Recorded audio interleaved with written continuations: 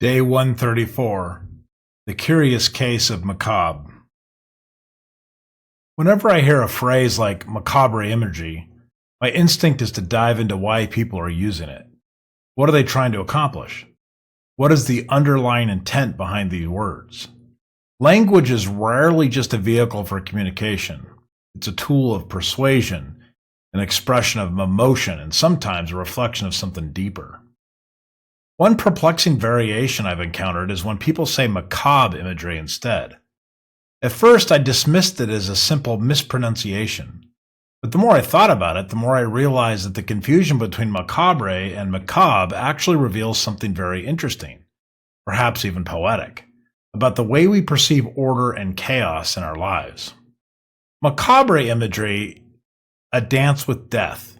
The word macabre has deep roots in European history. It originates from the Old French danse macabre, which refers to the dance of death, a medieval artistic motif that depicted skeletons leading the living to their inevitable fate.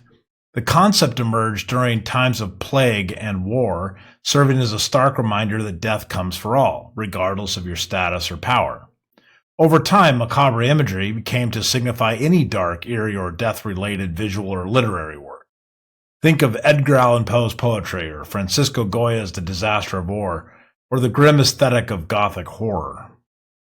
Rhetorically, when someone invokes macabre imagery, they are doing more than just describing something spooky.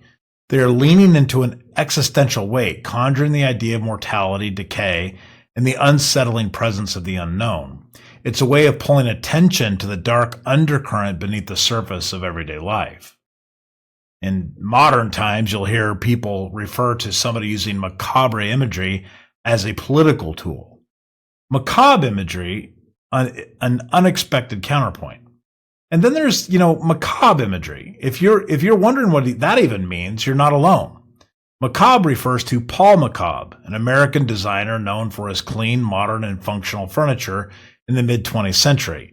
His work embraced simplicity, order, minimalism, essentially the complete opposite of anything macabre.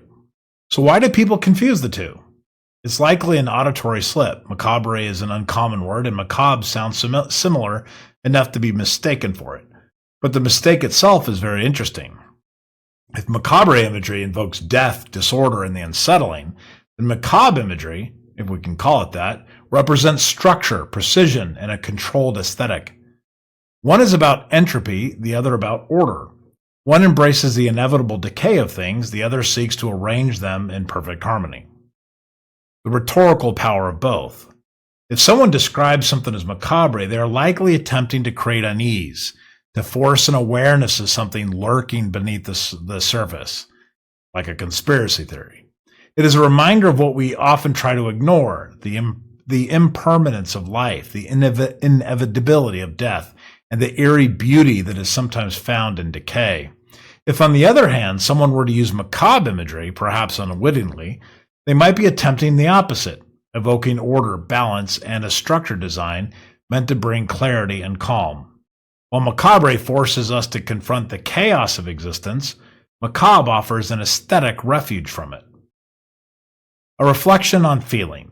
What makes this mix-up compelling is that it accidentally creates a spectrum between two opposing forces, chaos and order. There are days when I feel drawn towards macabre themes, when I recognize the unsettling reality of life. These are the moments when I reflect on struggle, suffering, and the inescapable passage of time. And then there are days when I crave macabre, clarity, structure, and the feeling that things can be arranged just so, well, at least for a little while. Perhaps the accidental confusion of these words is more meaningful than it seems. Maybe deep down we are all toggling between the macabre and the macabre, the forces of disorder and decay, and our human desire to create something lasting and intentional. The trick is knowing when to embrace each, I suppose.